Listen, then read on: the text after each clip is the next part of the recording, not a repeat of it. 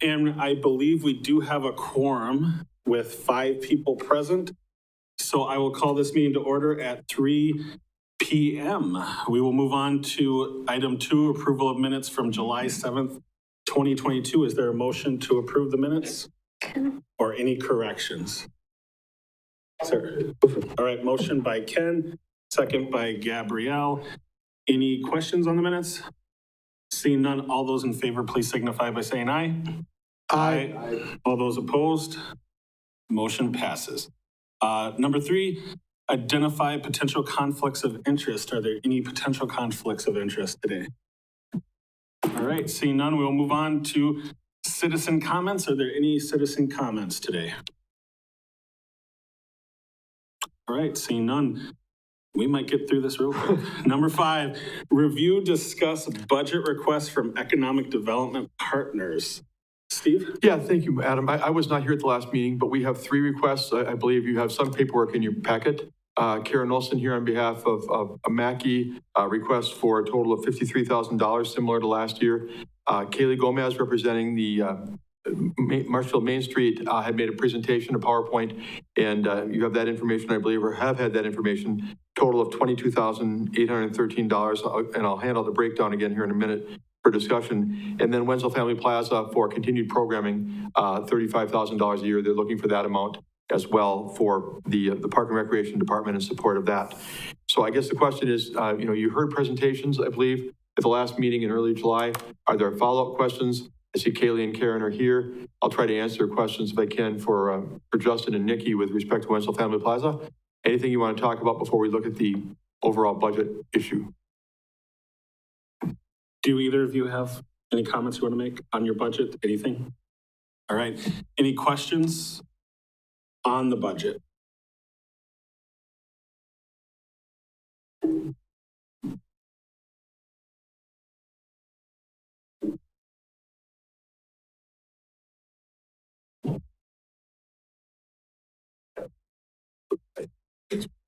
Okay.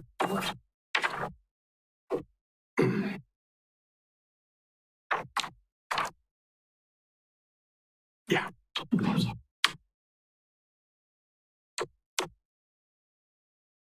I'll just make one comment. I'm fine with the budget as is.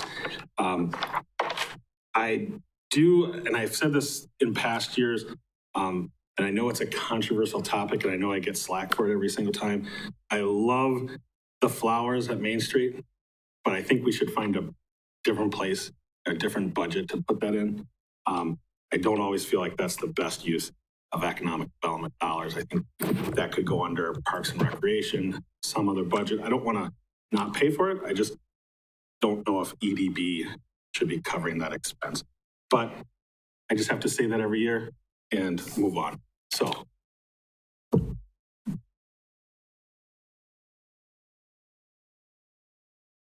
Any other comments or questions on the budget?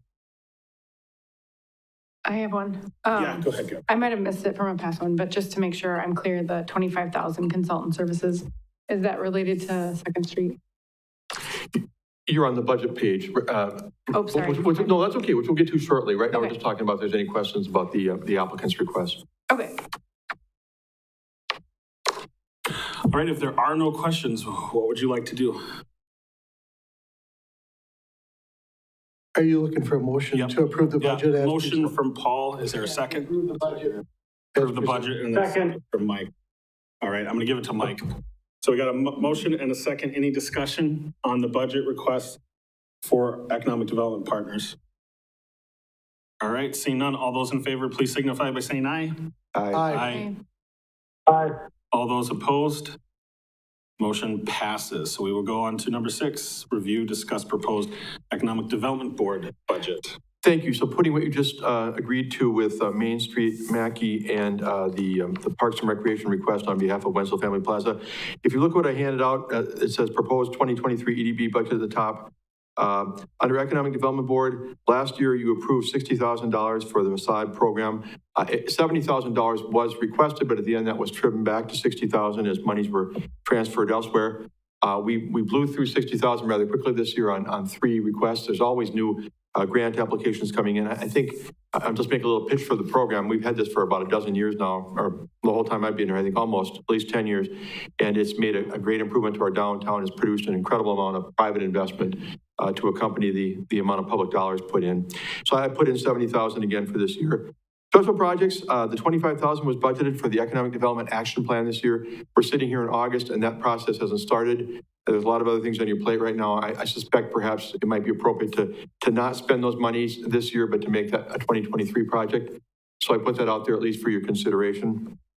I put $25,000 in for consultant services, as was just noted, where it wasn't there. I feel that some of these monies will be needed related to the West 2nd Street redevelopment plan to get some consulting help along the way. And it's also true that every year there's something that comes up, whether it be a feasibility study or some type of work that you want done for $5,000, $10,000 or whatever, and we don't have any money specifically budgeted for it. So I just put $25,000 in for your consideration.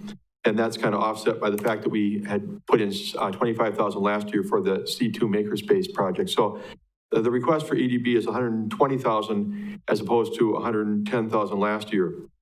So if you look at the total, including the partners, you see $230,813 requested. This year, we're getting a significant bump from utilities in terms of the dividend, about $47,000. Our dividend will be $282,505 for this coming budget year. And so if you take away the $230, you're left with about $51,000 that I'm not requesting be allocated or suggesting be allocated. And I think we all know, sitting in this room, that things come up during the year that were not anticipated. So to try and play this out to zero is probably ill-founded. I think a $50,000 buffer under the circumstances may not be a bad idea for unexpected expenses or new projects that the board would like to consider in 2023. So I put this forward for your review and discussion. Any questions for Steve?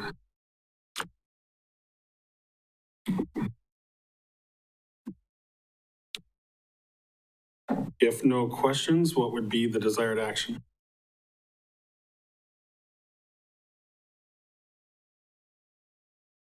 Yes, Gabrielle. Make a motion to approve by Gabrielle, second by Paul. Any other discussion on the budget for economic development? All right, seeing none, all those in favor, please signify by saying aye. Aye. Aye. All those opposed? All right, motion passes. We will go on to number 7, discuss implementation of the West 2nd Street redevelopment. Steve? Yeah, I think if it's okay, Adam, I'll give some update from my end and then maybe look to you guys for discussion. I was not at the July 7th meeting. I have read the minutes. So where you want to take the conversation is certainly up to you. But just from my perspective, what's happened in the past month, Stephen Wiley, the city planner, and I have gotten a proposal now from Bandewall to provide some continuing consulting help going into the implementation phase of the West 2nd Street redevelopment plan project. That's good news, but we're going through it and hopefully we'll bring it to the council soon for consideration of approval.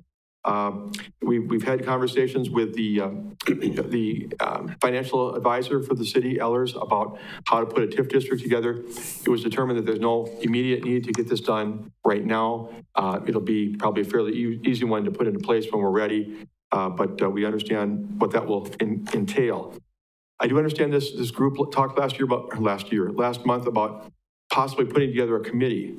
And I think that's a good conversation because one of the things that has been discussed in the past couple of months is who will be the driver? Great plan, put it on the shelf and forget about it? No.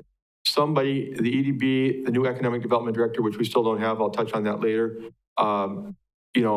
Somebody else who's going to be the one to make sure the ball keeps moving forward. We've got a lot of great resources, a lot of great people involved.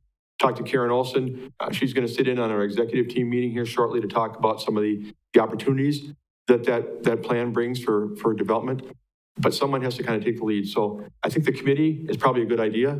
And if you want to discuss how that would be crafted and what they would do, that maybe is the next step in this process.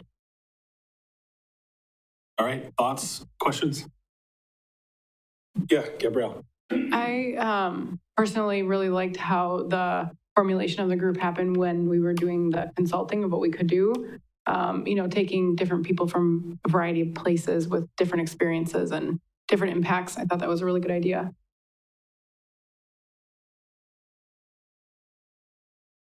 Other thoughts?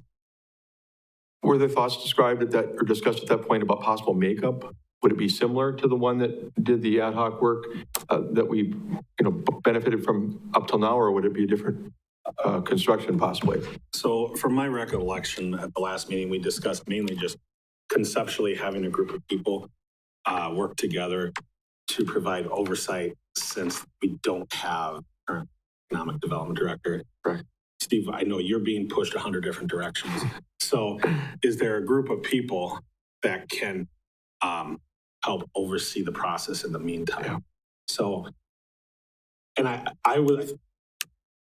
think I was the one that actually brought that up, and I still think it's a good idea, and I think it should be something considered, but I also think EDB does need to take an active role in this process too. So I feel like even if we were to create a committee, I do think there needs to be updates that are regularly coming back to us so we can give direction and oversight over.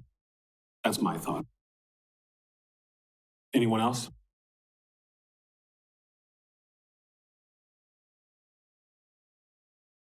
Go ahead, Ken. I just think that, yeah, that's something that we should maybe have on the next agenda also to discuss. I don't think there's a super big rush on it, but I think we should always, we should continually discuss it, come up with ideas, especially when Bill is here. So. Would you like some ideas? Kind of thrown out there again, and I don't presume what this body wants to do, but as to what a possible makeup might look in some framework as to what they might do. Yeah. I think very much Gabrielle's right. I think that group that met before did a wonderful job. This might be look a little bit different because the implementation is a little bit different than baking the project to date. Yeah, I think, why don't you bring us back some plans and ideas? And then we can look at those concrete ideas and see what we think. Would the committee agree with that direction? Yes. All right, I don't see any objections, so I'm going to just assume there's a consensus to have you do that, Steve, all right? Okay, sounds good. Thank you. All right, unless there's anything else. All right, we will move on to number 8, updates on various projects and activities. I have updates on 3 of the 4. I see Ashley out there. Is there anything new in terms of Daniels that you could report? I'm sorry to put you on the spot. I just didn't have anything new because I haven't really been as current as I should be in the last couple weeks.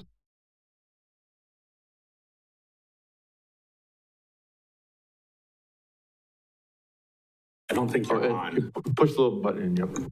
Thank you. Better? Yes. Yeah. Okay. That we have the 9 available lots. So 1 has sold since we originally had them listed. So if you've taken a drive through, there's 1 custom build underway. And there are 2 spec homes that are currently up. I think they're pretty close to being done. That's from Green Tree. And then there's 1 proposed construction that's listed, and that is with Swiderski. So people, if they are looking in that price range, could work with them to then build that. I believe it was last week there was an article published in the News Herald, maybe, that prompted a lot of phone calls. So I think in the last week I've had about 6 phone calls, all local people looking to downsize. And I don't know if Stephen, if somebody reached out, somebody questioned a variance for a duplex. So I did have them, I gave them a copy of the covenants and told them that would have to be a request through there. So that's good activity to get. I think having the new house up there is helping people kind of get a little bit more excited about it. And I do have 2 of the pre-sales with 1 person that I need to get, work with our city attorney's office and others to get to the finish line here. So those are out there as well. Okay. Any questions for Ashley before she goes away? Yeah, go ahead, Ken. Thanks. I did read the article. I brought it today. Okay. I did drive through this subdivision today, and you're exactly right. There's 2 that look mostly complete, except for landscaping, and 1 that's mostly on the outside complete. Yep. I did see signs up for Woodstock Construction, S.A. Swiderski, and Wausau Homes. Wausau Homes, yeah, exactly. So this, this is not moving along as fast as we was hoping for. So hopefully, things can move along a little quicker. Yeah, from talking to some of those contractors, I think that their plans are to try to get the basements in before winter. So, they had projects ahead of time that they're trying to finish up as far as housing. And we all know that right now they are kind of all delayed with materials way more than what they used to be. So between Woodstock, Wausau, and Swiderski, I think that they all have plans to get basements in by fall. So if that were the case, we could hopefully have 5 for sale next year. I did print, where we were at as far as available properties. So when we're talking about that subdivision and what the requirements were, we only have 1 house for sale over 350 within city limits. So that takes us back to the same issue that we've had all along, is not adequate housing if it's in that price point. So the hope is that that can help fulfill that. Thanks. Go ahead. Thank you. Ashley, you mentioned that you've gotten some inquiries recently. I guess maybe some of us probably wonder with the inflation and with the rising interest rates, whether that's having a negative impact, but you're still... Yeah, still having inquiries. I think that, there's just needs to be an overall understanding of what it actually costs to build. When we were building spec homes, anyone a couple years ago, you could probably get one in the ground for $350, but those days are probably long gone. So realistically, it's anywhere from $425 on up, to get what probably is going to be built there. It's not just wood. Wood's come down a little bit, but concrete, electrical, everything's gone up. So I think that there's still plenty of people that understand that and are willing to make that work. A lot of these people too are going to be selling a property. So that will help them obviously then move forward. Thank you. Yeah. Just follow up. Yep. Do you think that people are kind of on a wait and see approach, see if things do come down? Building materials, labor, Yeah, things probably are kind of, price of fuel we see, is dropping. So maybe price of everything maybe start to come back down to a realistic, something more realistic, right? And I don't know if we'll ever see those. We probably won't see pre COVID back number. to exactly what it was, but I think, maybe I really do believe people are on a wait and see approach. Yeah, I think See where the new normal is going to be, before they jump in and do these projects. So I think that's holding people back, really. Yeah, and I think the other part of that too is there are some other options. So people might be a little bit scared off of interest rates, but we've had a ton of people that have shifted to adjustable rate mortgages. So they're doing either like a 5 or 7 that might be locked in the 5s, but they're hoping to refinance in the next, 5 to 7 years. So it still is getting people in the door, if you will. But on that note too, just to give you an idea, we have 18 total listings from 0 to $1 million. So again, we're still at that very shy number of homes available. Yeah, I get that. I guess we all thought that, people are going to be breaking ground just left and right there, trying to get them up, because how you reported this over the last year, the shortage of these high-end homes here in Marshfield, but it has. Yeah, unfortunately, I can't control other builders. No, I get that. Yeah, and like I said, I think that you'll see it in the fall. You have to remember too that in the development agreement, there is part of that states that they have to build by June 1st of 2023. So, they're going to have to get on the ball. So hopefully it all comes to fruition here. Yeah. Thank you. How many, again, can you just remind me, how many are actually sold? Well, there's 9 available. So there was 23 lots originally. 14. All right. 14. Anything of those, I believe 3 are custom, and then the rest are split up between 4 different contractors. Okay. Thank you. Anything else for Ashley? Thank you. All right. Thank you, Ashley. Steve, you can Yeah, thanks. Ashley, I'm sorry for putting you on the spot. Thank you so much for giving us a report, because like I said, I didn't really have much to offer right now. We are looking at a subdivision at 21st and Washington area, not a city subdivision, but working with the developer, still going on with that conversation. At the July meeting, the Board of Public Works hit the pause button after reviewing the bids for the project, which are higher because of the cost of projects now, the inflation factor of 15 to 20%. And they said they wanted to look at it some more. They wanted us to look at it more. Still looking at the development agreement, talking to the developer. We'll come back to the Board of Public Works and the council here soon and see if they want to move forward that development. even with the increased cost or not. If it happens, it would be 55 new single-family lots, but certainly I understand the concern about the greater than expected cost of the infrastructure for that project. I'll just make one comment on that, Steve. That's in my district, and I've heard a couple people call me from the current subdivision, a little worried about the homes being built, really the quality of homes that may be built, and would that actually bring the value of their home down? And so I've heard that now from two people direct from that current development. So I do think that's something that we need to look. Any other questions or comments for Steve on this? Ken? Hey, yeah, I read that article too, and I mean, when I heard the low $600,000 over budget, you know, and then if you figure it out, it's like $12,000 per lot. It would add that to it. And I mean, we're looking for more affordable. I mean, it's staged out. I mean, there's going to be higher end homes and then lower end homes and that.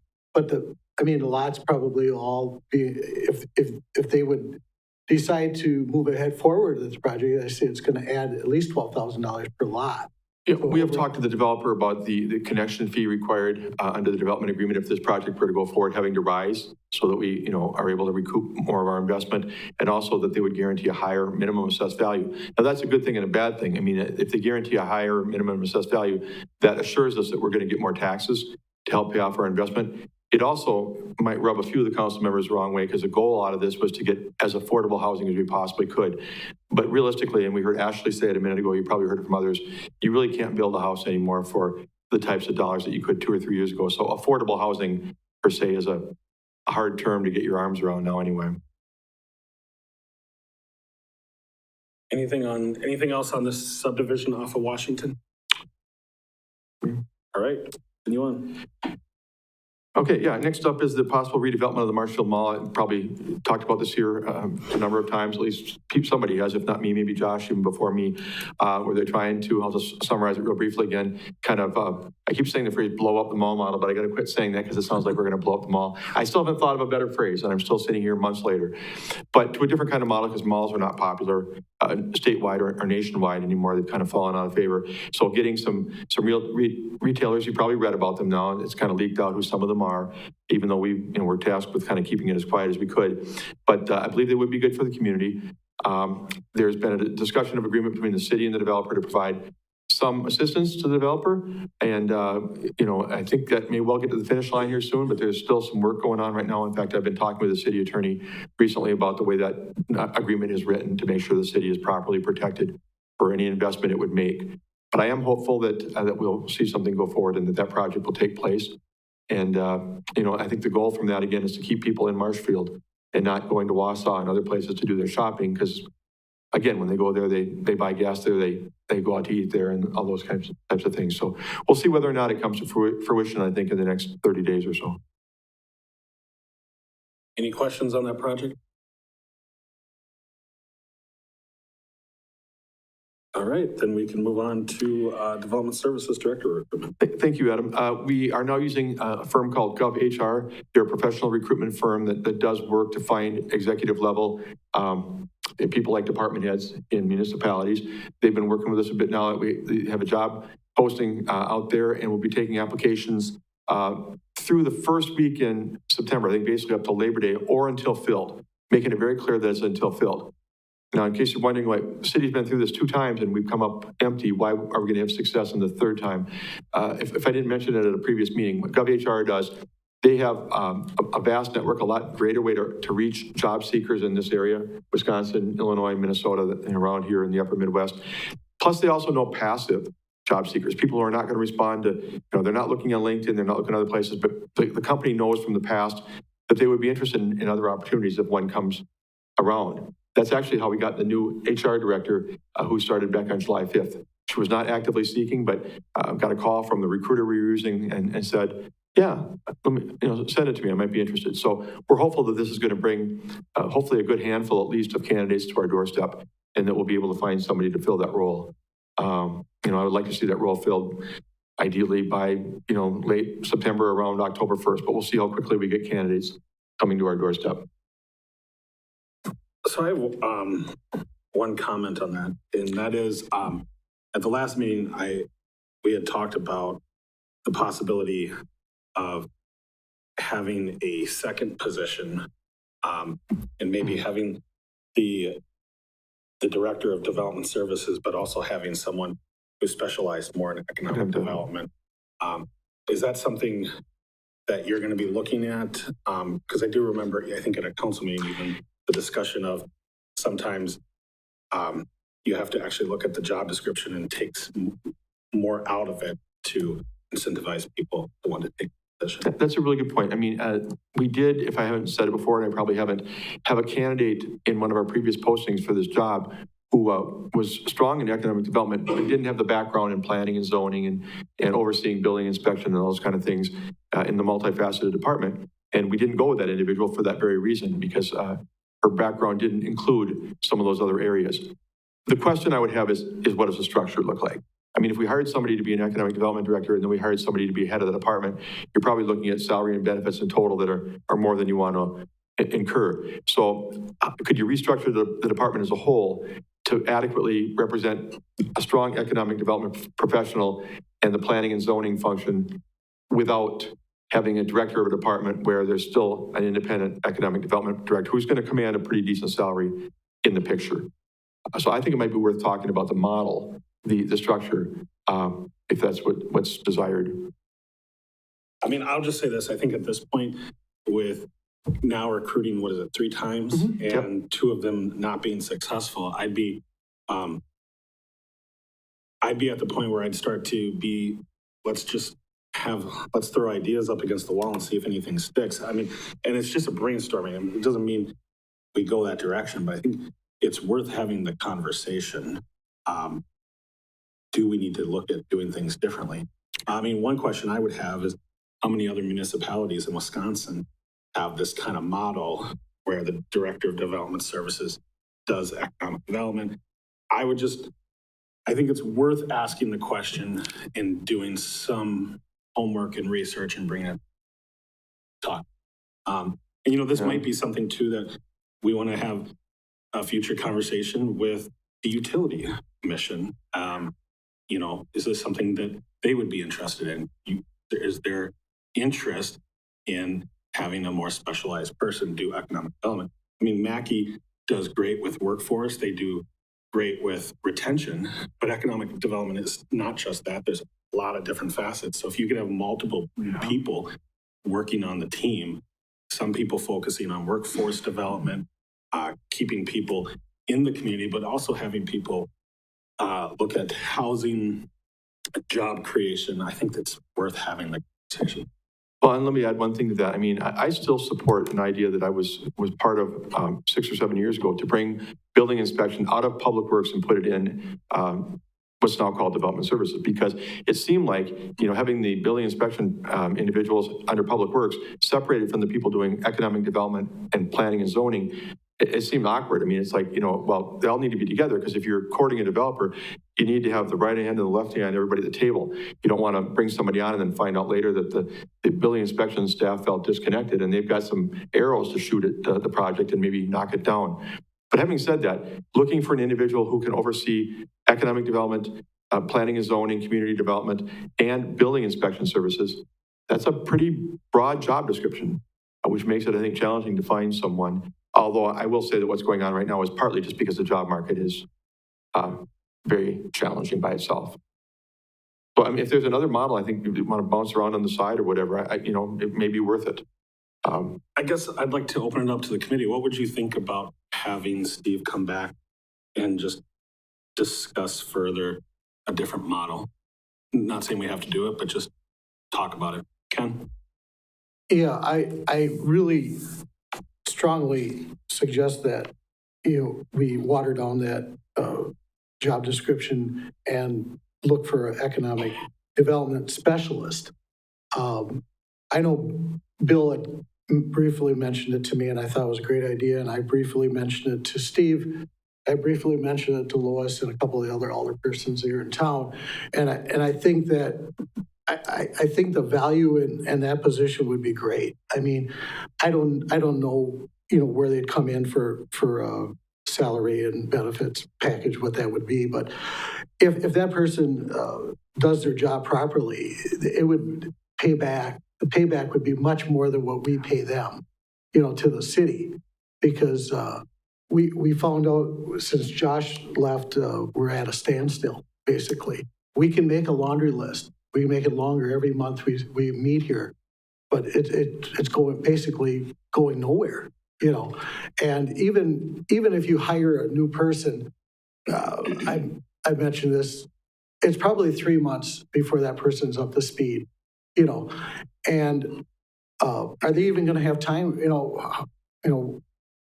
Steve, right now how many directions you're pulled.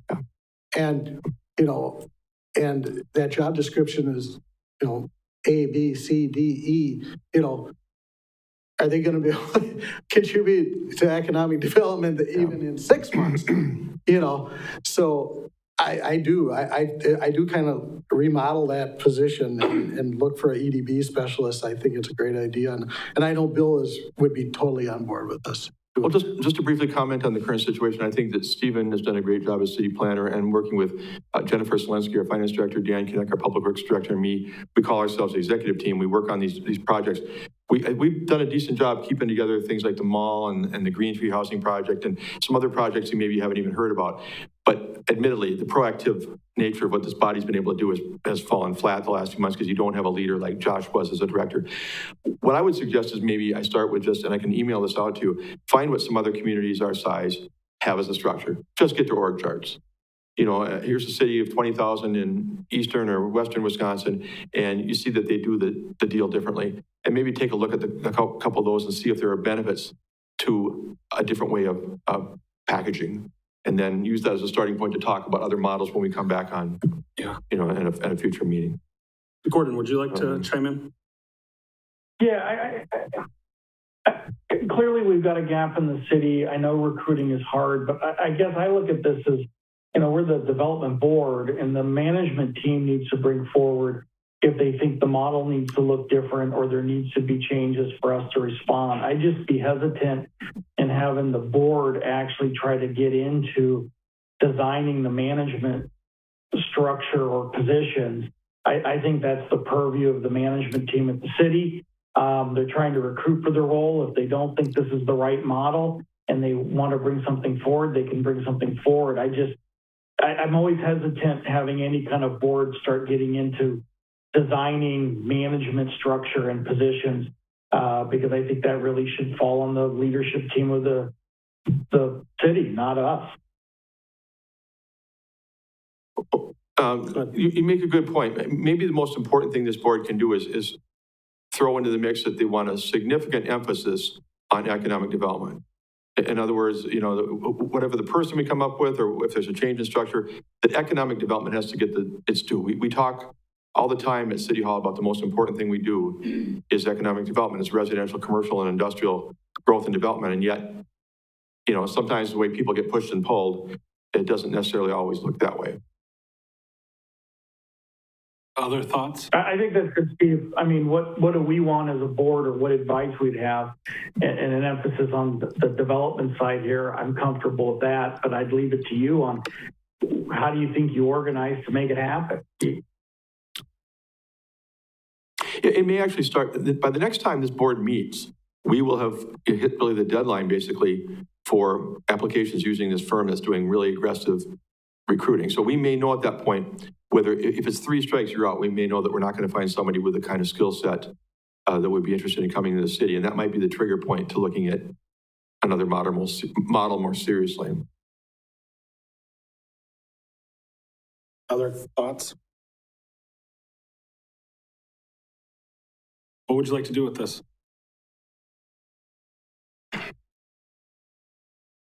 I like the concept of coming forward with other ideas after we see kind of where things settle with the position. I mean, there's other models that can be used to part-time contract, maybe temporary, et cetera, if money is a problem, but I like that idea personally. Go ahead, Karen, you want to come up?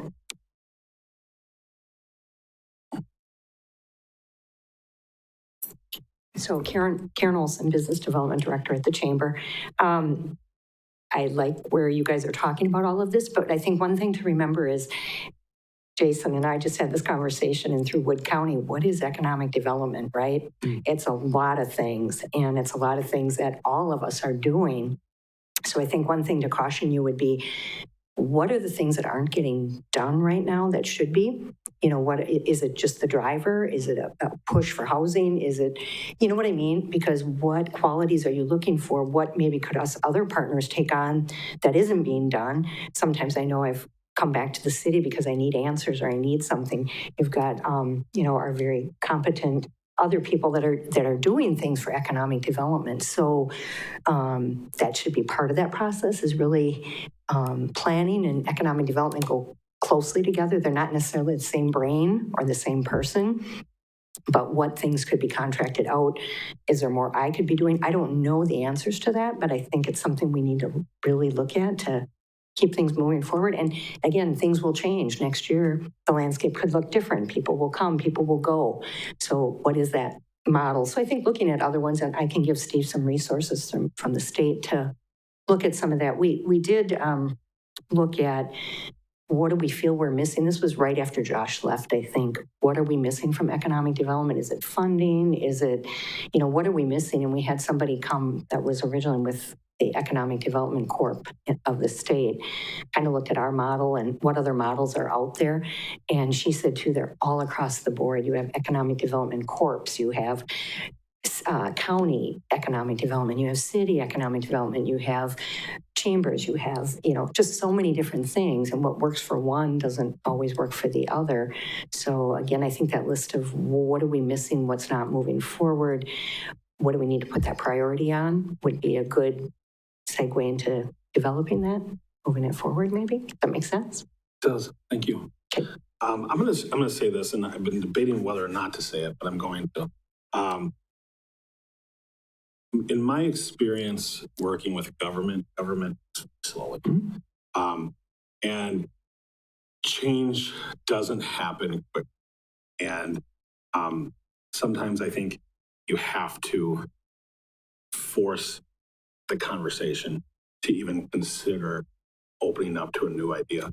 I'm not going to say this is a great idea to have two positions, and it might realistically never come to pass. But I think personally, we need to do our due diligence to at least ask, what are other ideas? So that we can articulate what is the best model. And if this is to continue with the best model, great. Maybe this is even a bigger conversation than just an economic development director. You know, just what you said, Karen, there are so many different models. Do you want to go to an economic development corporation? I mean, there's so many avenues here. I think we need to be, as a board, having a conversation about the future of economic development in our city, in our area. And I respect what Gordon said. You know, I don't think we should be micromanaging staff. At the same time, though, I look at the last several years, and I'm going to give kudos to Ashley. If Ashley and other realtors hadn't pushed us to consider this housing project, we would never have done the Daniel subdivision. The city had to be pushed to think outside the box to do this project. I think we need to be pushed again to go, what is the best model to do economic development here in the city of Marshfield? And again, if that's staff, a new staff position, great. If that's more collaboration, great. If that's an economic development corporation, great.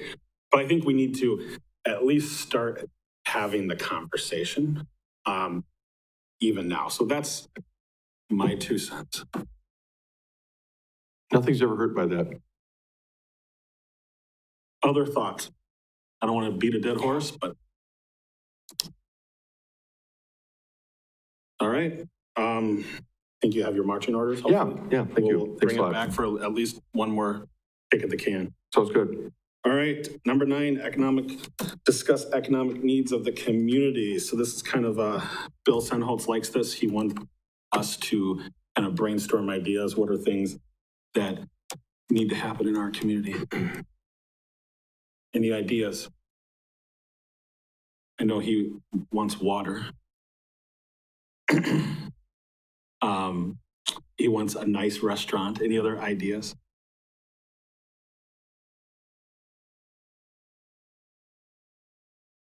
You guys are really quiet today. All right, go ahead, Ken. Yeah, I'll break the ice here. I've discussed this the last month too, like some low-income housing. I mean, that's kind of my big push here. We've looked at, Daniel's division, the development project off of 21st Street, whatever you call it. But we just don't have anything for the low income. I mean, we haven't created anything for low income. So, I mean, I really think that that's something that's truly needed here in Marshfield. I mean, as Ashley stated, I mean, we're looking at, houses anywhere, 350,000 and up. I mean, and obviously low income people could never even dream of that. So, we can't forget people of our community that are low income. We can't allow them to live in squalor here in the city of Marshfield. We're better than that. Let's just say we are better than that. So, Yeah, why don't you go to the mic, please?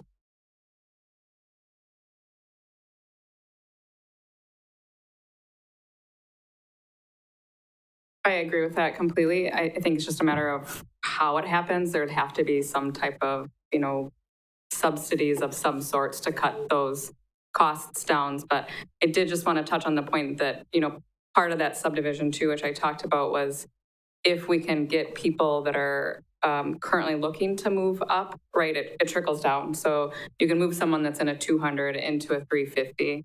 That 200 opens up to somebody that's in 125. So that's another way to try to get people that are in the lower type housing, because you can't build a house for, right, 125, unfortunately. So I know that sometimes it comes across that way, that it appears we were pushing just for high end homes, but that wasn't. And I think I was clear about that when I came to the council too. It was opening that middle class by letting people move up because they didn't have any options to move up. I think that it might not always just be houses too that we need to be looking at, whether it's side by sides or, quote unquote, tiny homes. There are other townships that are doing things like those, that if we had someone to push that along or invest in it, that could work. Can someone, I was trying to look through the minutes, but I remember last meeting, someone from Ford came up and told us what the number was for affordable housing by state definition. And I don't remember what that amount was. For some reason, 12,000 sticks in my head, but that's what is that number? Does anyone remember?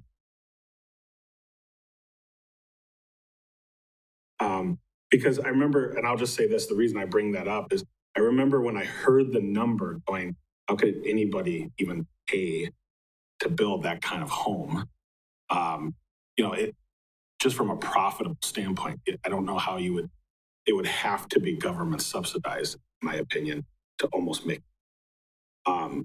I don't know, just from hearing Forward Bank, from the representative for Forward Banks, give that amount going, I don't know how you build a home for that and make it profit. So, I mean, I agree with you. Anybody who knows me knows I have a very deep heart for people in need, and I want dignified quality housing for all people. But it's like, how do you build those kind of homes is the question in this market. Yeah, go ahead. I guess on the flip side, we could also look at rehabilitation programs here in Marshfield.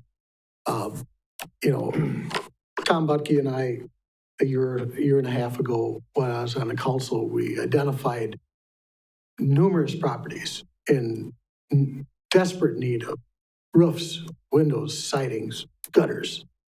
they're all over town. If you just drive around and it'll just open your eyes, you'd be amazed what's out there. And so that's something that, some of our funding, we got $50,000 extra money, some type of grant program, a matching grant program, where we give 5,000 and they give they match it with 5,000, or 10,000, whatever it may be. I know 5,000 doesn't go far anymore, but 10,000 would at least get them some roofs, some windows. A $20,000 project would get them some roofs, some windows, something. And their homes would be a lot more efficient, so they would save on heating, air conditioning, and their roofs wouldn't be leaking and damaging homes even further, further deterioration. So that's definitely something, I think in the near future, I'd like to see.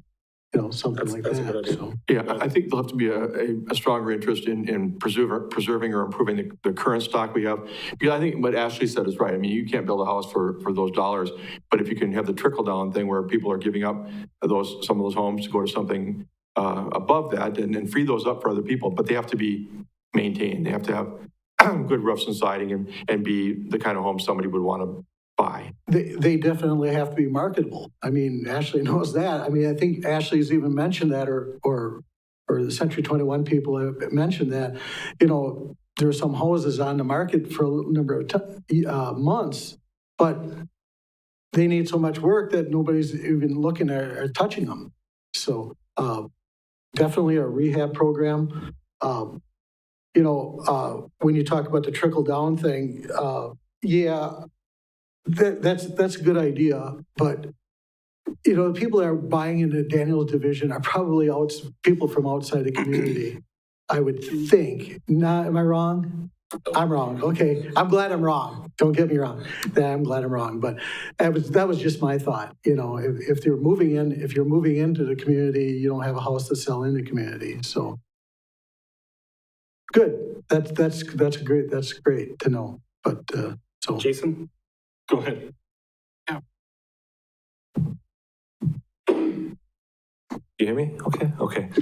I just want to mention there's a CDBG, Community Development Block Grant, housing repair program out there. I know the city has one. I'm not sure what the balance is on that. But typically what happens if the city's balance runs out, then the county's CDBG program kicks in. If the county program is out of money, then the regional central housing region CDBG money kicks in. And at the region right now, I know we have money. And those, the terms of those loans, it's pretty much, well, first off, it's income, based on income. And typically they don't have to be paid back until the home is sold, 20 or 30 years later. So there's opportunities there right now for people in the community if they meet those requirements. I think probably the biggest barrier though is, people just don't know about it. It almost sounds too good to be true. So I think one way of approaching that would maybe be, it sounds like you said you had a list of homes. Maybe look into some of those a little bit and directly target some of those homeowners and make them aware of that program. And then really the city does not have to do any administration. The county pays for an administrator. It's the Juneau County Housing Authority that administers it. Julie Olson will work directly with the applicants, through an application process. So it really would be no overhead to the city besides just creating that awareness. I do have pamphlets back at the office. I could maybe send some of those up here and share that link. But, I know it's not going to solve all your problems, but that's just something that's out there and available to people. And they keep on putting federal funds into that program every couple of years. That program, the Central Housing Region, covers, I believe, 7 or 8 counties. And there really is it's not prorated by counties. So if Marshfield does a great job marketing that program, they can pretty much get as much money out of there as possible. So just something to consider in regards to home repair. Yeah, we have benefited from that program. We do use Juneau County for our administration. I don't know what the present balance is. That's a good question that you're asking. I mean, we get, when someone sells or whatever, we get that paid back. But we should look into that and then talk to you. Yeah, if we're running low. Yeah, I think even, Julie Olson probably would be happy to come up here sometime to EDB meeting or talk with staff about that program, just to give you an idea where it's at right now. Might be nice to Good have idea. someone make a presentation. Yeah, Yeah. that's a great Yeah. idea. I could talk to Julie if you'd like and arrange that if you'd like. Yeah, Okay. please do. Yeah, thanks. Right. And let's touch base. Sounds good. Thanks a lot. Appreciate that, Jason. other ideas under economic needs of our community? Since we're on housing, I think we need to keep pushing housing. So I think the question is, you know, I believe there's availability, but where is that availability? And how do we make it economically feasible to do this? Yeah, Gabrielle. I'm going to bring back Bill for a minute. I'm on the fine dining bandwagon because if you think about reasons people leave Marshfield to do something, it's either for 3 different reasons, in my opinion. Dining, shopping, and entertainment. And Marshfield, I think, in the past few years has done a really good job of bringing entertainment to Marshfield. But fine dining is something that we're still struggling with. And I can tell you from my own experience that it's going to be really difficult for that to come in without some serious help because overhead is going to strangle that business.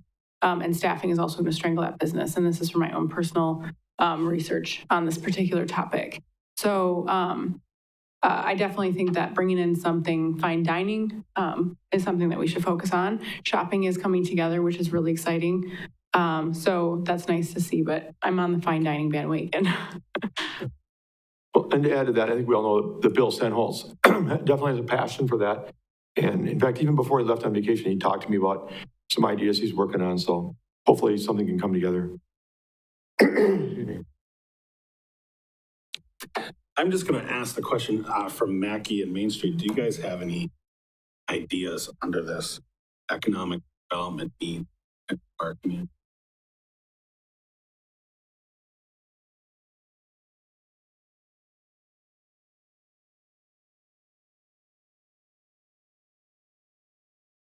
I think I would start with the strategic plan that was done in the past year. When we're doing these brainstorms, I think they're super wonderful, but we get into the really gray territory of speculation, which really none of us are as good at as we think we are.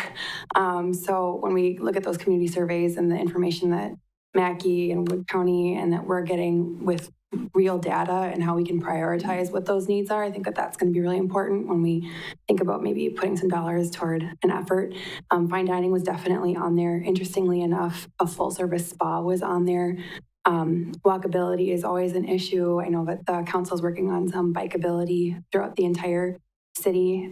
So I would just say there's a lot of things that we know, residential being one of them, and even downtown residential is an issue. We have a lot of unused spaces above and spaces that maybe are taken for granted with property owners that aren't super present. I wish that that's something that we could change a little bit more with ownership sometimes. So just putting focus on things that I think partners are already focusing on would be a smart call as well. And there's things like the CDBG and resources through places like the Wisconsin Economic Development Corporation, like the Community Development Investment Grant that we have not done a very good job of utilizing the past few years that are kind of resurfacing. So lots of opportunities for development there as well. Yeah, and I guess I wouldn't have much to add other than what we all already know. And workforce is one of the major things because even if you can, there's restaurants that are limited hours, there's, things like that. So for somebody new to come in and open a fine dining, they got to make sure the workforce is there. And so that's something not going to happen overnight and it's everywhere. So we're just whittling away at that kind of stuff. But I think we're touching on some really huge needs that they're not all going to happen again at once, but we got to keep working at them, keep them top of mind. And every time we climb the hill a little further, that's all good. So I don't think there's anything you guys are missing, to be honest.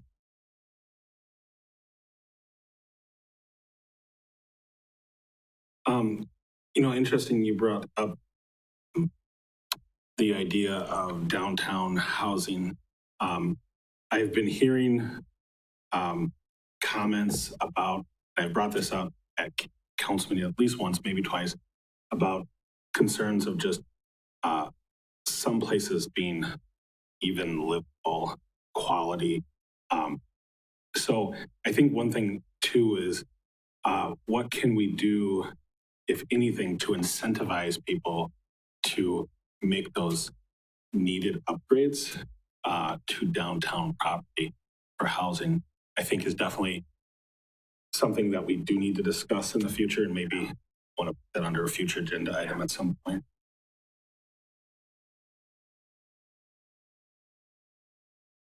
Anything else? All right, we will move on to number 10, economic development activity updates. Steve, do we have any update just from the city? Probably not much more that's already been covered. Certainly, we're excited to have the 123 roughly acres in the area down by Yellowstone Industrial Park that's been added to TIF District 12. Again, had a conversation with Karen. We're going to get together with her, start talking about how to market it. But it is exciting to be able to be, for lack of a better phrase, in the game now when people are looking for larger tracts. But we've got a lot of thought, a lot of planning to do on how we're going to, again, promote and encourage development in that area. So that may be the biggest one in addition to the things that we've already talked about with the mall and housing. I'm going to pick on Keely. Why don't you come up and give us an update on Main Street, if there's anything else?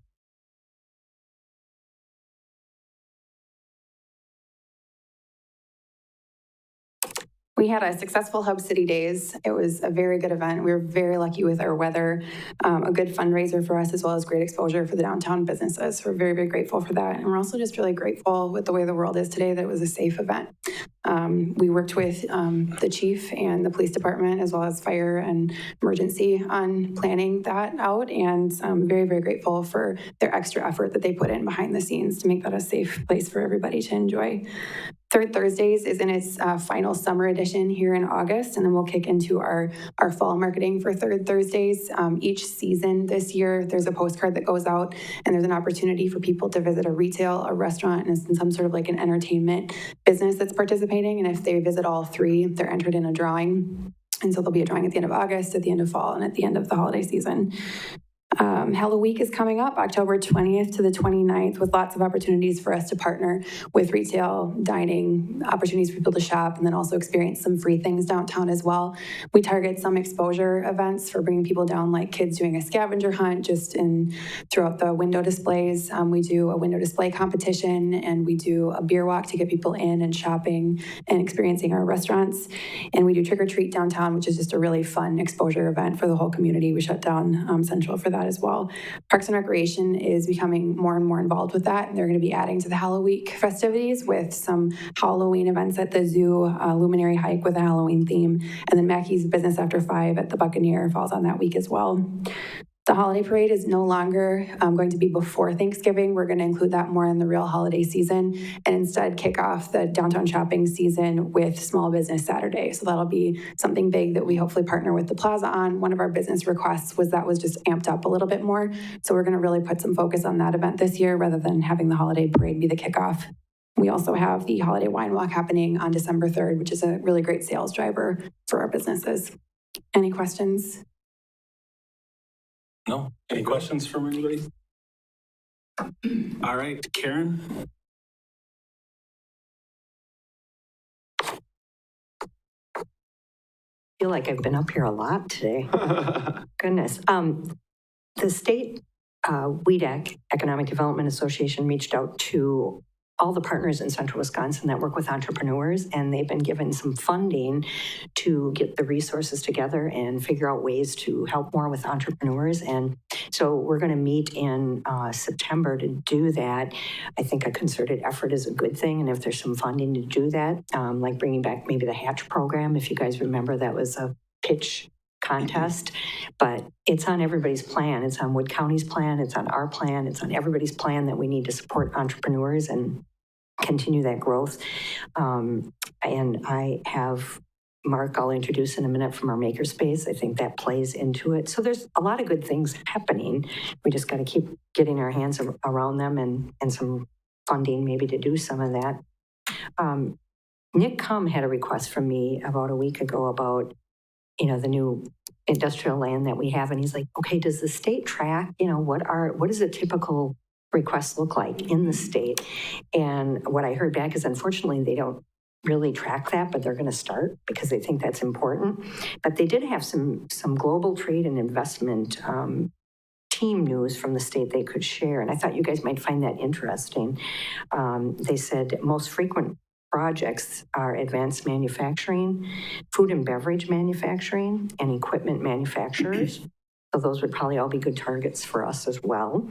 And then how much land do they typically request? And they said they see everything from 20 acres to 1,000, but average is probably 40 to 100 acres. So think about that. You know, we only have 123. We're not getting those small requests, or the state is not getting small requests. And that they typically have a week turnaround time when people are looking for these projects in this land. So if we're not prepared, we're going to miss that timeline. And they want even more information than they used to. They want employers, labor force, you know, all those types of things. So again, that's something Steve and I have been talking about. How can we be better prepared to react to those and make those things happen?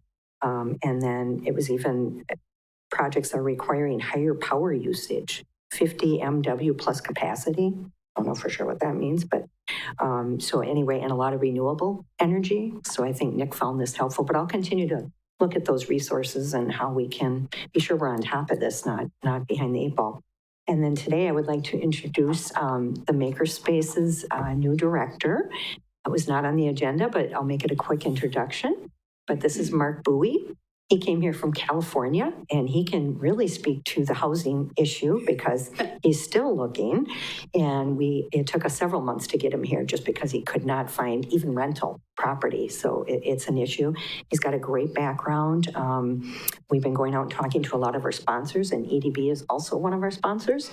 So we want to thank you for that and let you know that and Mark can give a better update, but he is starting to order equipment and get those rooms ready. We want to have an open house in the fall and bring all of our sponsors together to look at the space, to see what's happening.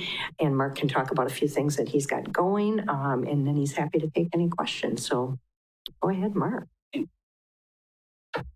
So my name's Mark Bowie, and I just arrived here, I guess, the beginning of June from Southern California.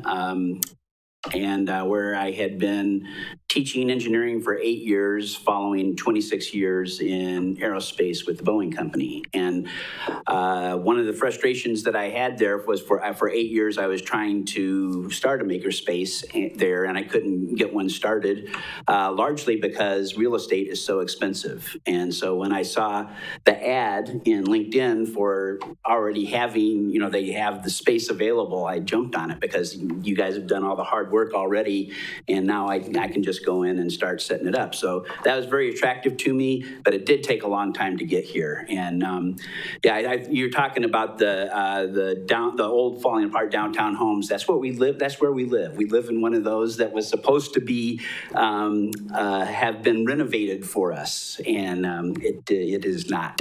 So I think I think that's a real opportunity because the neighborhoods over on 9th and Cherry in that area, there's some homes that are being redeveloped by younger people, I think, but there's a lot of opportunity for for some work there. But anyway, that's not what I'm here to talk about. I'm here to talk about the makerspace, and so we're really enthusiastic about getting this started now. We've got 5 3D printers, and we've got a mill in stock where you're talking about supply chain problems. That is what is hitting us as well. We can't get equipment because there isn't any equipment, and because they can't build equipment because they can't get parts. So it's the same thing. So we don't really want to start.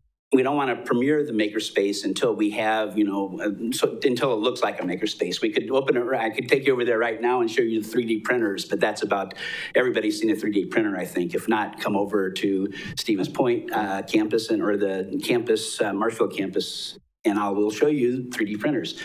Then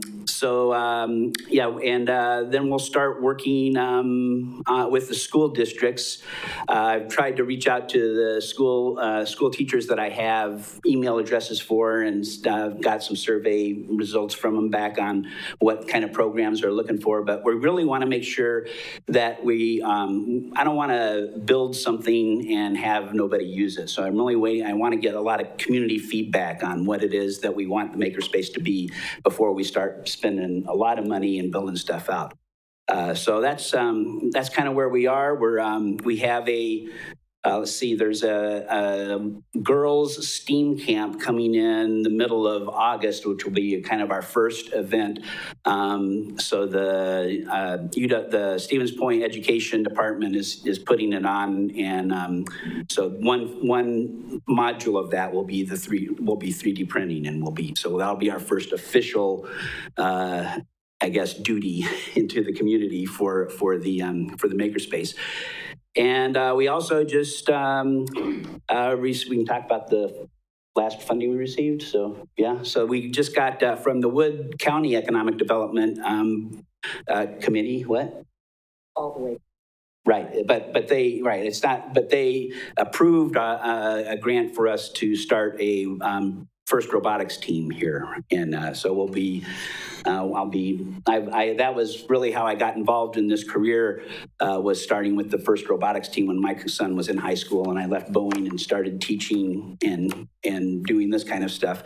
And I think I've been in scouting for 20 years, and this is a lot like scouting, but with the tech aspect of it. You're giving kids a problem to solve and some guidance, and you're working with them, but really it's up to them and to increase their confidence. And so that's what we're going to try to do. So hopefully we'll see benefit in the, the reason I'm doing this is because I wondered the same thing. Where's the next generation of technical workers going to come from? And so that's my mission. And so completely aligned with the mission of the Makerspace. And I'm excited to be here. Any questions? Well, first of all, welcome. And thank you.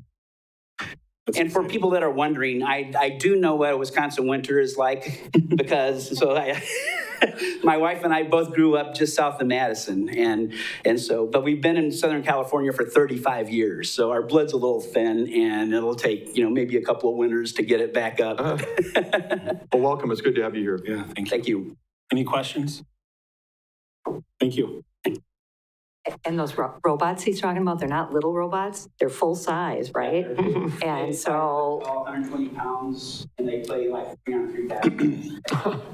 that's a lot of people and teamwork working together, so we're excited to see that happen. There you go. Oh, any questions for me otherwise? Any questions for Karen? Doesn't look like it. Thank you. Thank you. Want to come on up, Jason?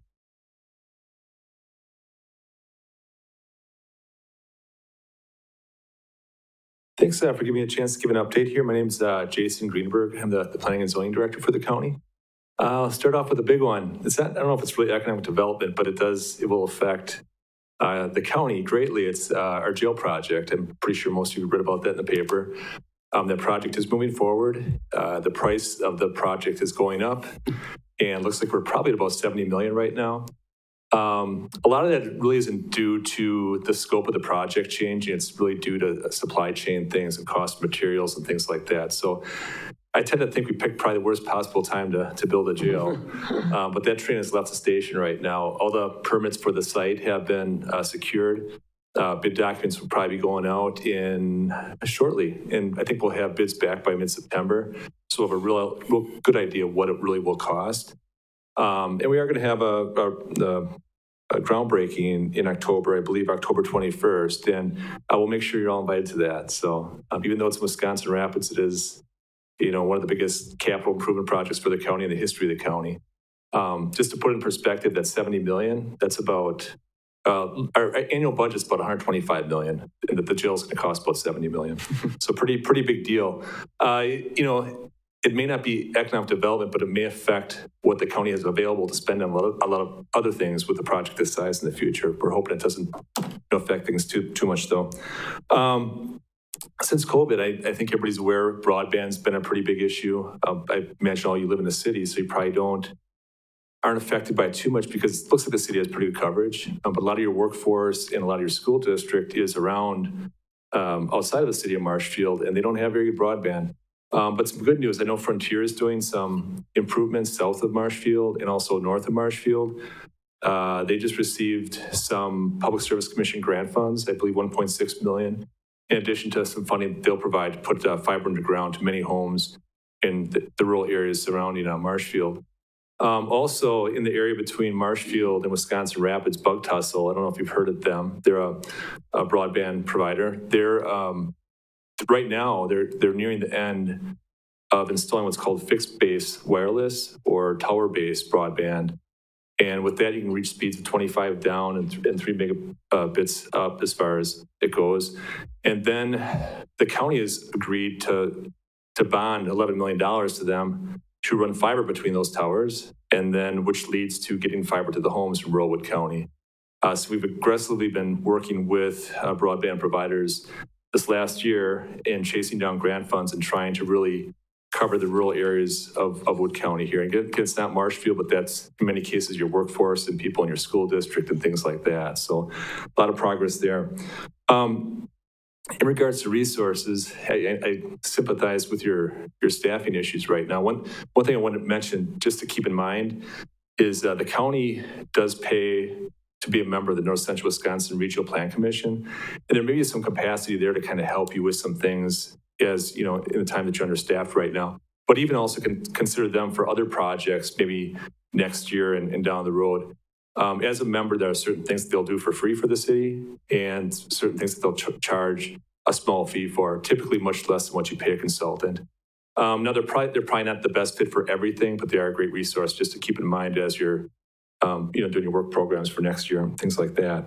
And if you ever want to talk with them, just feel free to contact me or Dennis Lawrence. And I think probably the best way to figure out how they fit with the city is just to sit down and talk with them.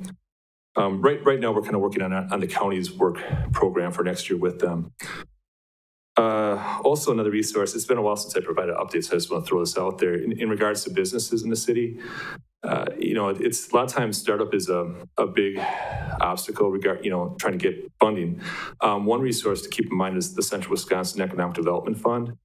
That covers Central Wisconsin, and what they focus on is micro grant or small loans, micro loans to businesses up to $50,000, and also gap financing. And I guess two examples, and there's many examples in the city of Marshfield. Marshfield's utilized that program heavily in the past, but two examples are probably Pizza Ranch and Hewitt Meats. Those are two businesses that really needed that gap filled by Seawood funding to make their projects go. But just something to keep in mind, as ambassadors for the city here, if you're talking to anybody trying to open a business and they don't have the cash, it's maybe one resource to look at. So I thought I mentioned ATV and UTV because I haven't talked about that for a while with the council here, but I think, a few years ago when I mentioned that, we were trying to identify certain routes in the county to use and map those. And now it's gotten to the point where we're basically mapping the roads you can't use. So pretty much everything's opening up. I think with the exception, Lincoln just opened up, Town of Marshfield has not, but I believe Town of Marshfield's considering opening up a few routes into the city, possibly. I don't know where that's at, but that's what I heard yesterday. So that, that kind of maybe would help economic development a little bit. And we were seeing a lot more people buying ATVs and UTVs. It's really an emerging sport that could have an impact on the economy here, but just something to keep an eye on. One thing I wanted to mention too, I think everybody got ARPA funds, every unit of government. I don't know how the city allocated yours specifically yet, or if you have. The county is going through their process of allocating those funds, and Chairman Fisher, Supervisor Fisher is on that group that's going through a process of trying to determine where those funds should go. I think some of the things that they're looking at, that pretty much every county is looking at, is like housing, workforce development, childcare, broadband. And in addition to that, I think they're looking at doing some kind of legacy project in the county here, probably focused on Powers Bluff, which I think would be a great project, because they've had plans for that site for many years, but just things never really moved forward just because of the lack of funding. How does this benefit the city, or how does this affect the city? I guess there is a chance that some of these funds the county has could be funneled to certain areas that could be utilized by the city or projects in the city. So just something to maybe keep on the radar and tune in to see how those discussions are going at the county. As far as I know, they really haven't. It sounds like they have silos of where the funding could go, but haven't really made specific allocations yet. And they'll play out probably the next few months or possibly a year.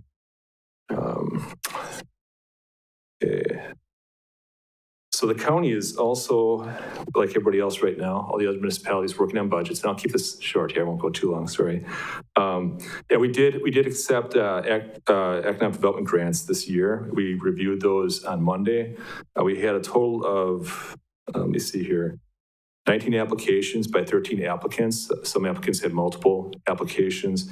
And it looks like the initial request of all those was at 670,000. And the Conservation, Education, Economic Development Committee whittled that down to about 330,000, I believe. So in some cases, they modified the amount that they grant. In some cases, they just flat out denied granting the funds for a certain project. So, but with any of those applications, they can be brought forward in the future. And this is something that the county does on an annual basis because the county doesn't have a whole lot invested in economic development staff. So we were kind of in a similar situation as a city. We're kind of, talking about how we can adequately staff economic development at the county level. And I think I'll leave it at that. Any questions? I don't have a question, but can you just maybe share a little bit more on the childcare piece, because that has been talked about a lot at the ARP. Yeah, so childcare is pretty much an issue all over the state right now. I think everybody is aware of that. In Wood County, I think we're seeing like 500 less spots as compared to prior to COVID. And I think, if you look at some state maps, we're considered a childcare desert based on the metrics and the numbers out there. There's a variety of groups that are kind of involved with this conversation. Myself, on behalf of economic development, I'm concerned about childcare, but more so about workforce. Because if we don't have the childcare, we don't have the workforce, and we don't have the workforce, we can't attract employers here and can't keep our current businesses staffed. But the health department's also involved with that discussion, as well as childcare in central Wisconsin. So what's really happening right now is we're kind of taking a collaborative approach of trying to address childcare, and I'll probably talk to Karen sometime about this because I know Marshfield's been directly dealing with that issue over the past few years. So some things we're looking at doing is, there's like, for example, there's empty schools in the county here, maybe utilizing some of those spaces to help start up childcare. Provide incentives for staff to get certified so they don't have to bear those costs. Maybe some hiring incentives, things along those lines. Then possibly doing some kind of childcare planning, for down the road. So I think what we're looking at doing is addressing the immediate need with some things, but also looking at long term. It's really a challenging issue because childcare is very expensive for families, but at the same time, the childcare workers don't get paid a whole lot. So it's really a challenging issue to address. So it's probably, there's a very good chance it'll get some ARPA funds thrown at it. And that's probably one of the better poised issues right now to receive ARPA funds because the need is so urgent and we really need to do something here in the county. Especially, what worries me is you look at our demographics in the county. We're not getting any younger and families aren't having more kids. So our workforce is starting to go south. So we really need to make sure that we have all our available workforce available, So we'll need to address childcare here. And I just would say too, we're looking at all over the county, both north. Yeah. The focus, if I refer to Rapids or Marshfield, it's not because there's a focus there. Right, we are looking at the whole county here, even rural Wood County, the area between Marshfield and Rapids, because it's an issue all over the county. Any questions? Yeah, go ahead, Ken. Thanks, Adam. You touched about ATV, UTV usage here in Wood County, and I think it's really good that townships surrounding Marshfield some of them have gotten on board. But then the city would need to give our residents access to those streets or highways from the city. I believe right now we do have access. The city allows access for snowmobiles to go on snowmobile trails from the city, from certain parts of the city. Unfortunately, the street department does a really good job plowing the streets and salting the streets. And I've utilized that option years ago. And I don't own a snowmobile anymore, but I mean, it is really hard when the street department salts and plows to drive a snowmobile out, Yeah. get to the trails. But, and you only get, what, 6 weeks, 8 weeks out of the year possibly that you could use that. Where ATV, UTVs, I mean, you can virtually use those almost year round. So I think it's a good thing. I mean, I've seen the map, you know, and the highways that are non-ATV friendly are marked in red, so it's pretty obvious, you know. But yeah, I think it's a good thing. I think it's bringing the county together because, you know, usually just the southern part of the county where you actually could use them, you know, on a Right. trail system. Where we never had developed a trail system up here. So the town roads and the county roads are our trail system. So Yeah, I think it's time the city probably needs to talk about it. It probably wasn't an issue before because I think everything, the city was kind of cut off. Nobody was open around the city. And now some of the townships around the city are open to ATVs. So the next natural step is for the city to determine if they want to allow certain routes in the city or not allow them at all. Steve, you want to address that? Well, yeah, I mean, I really haven't been on the front line, but I know that we've received requests for ATV, UTV use in the city. That access we're talking about went to the Board of Public Works about a month ago. Yes. And I think Dan Kneck, our Public Works Director, is on vacation right now, but he's been working on that one as well, some of the details. It's going to be coming back to the Board of Public Works. And Okay. yeah, so it will need to be an ordinance change and there will be routes. Correct. It's not going to be a completely open, but there will be routes to get to townships that are open. And I think that is the key, is where to allow and where not to allow. That's probably what all cities go through, not just carte blanche, but, you know, where would be those access points to allow people to participate. Right, definitely. All right, anything else for Jason? All right, thank you, Thank you. Jason. All right, we will move on to item 11, suggested items for future agendas. We've obviously got a few already that have been mentioned today. I won't repeat those, but I'm going to put Natalie on the spot. Do you have those? All right. Just want to make sure she has them. So, all right. Thank you. Anything else? I had to give Natalie a little bit more hard time. So, all right. Our next meeting date is Thursday, September 1st at 3:00. Does that work for everybody?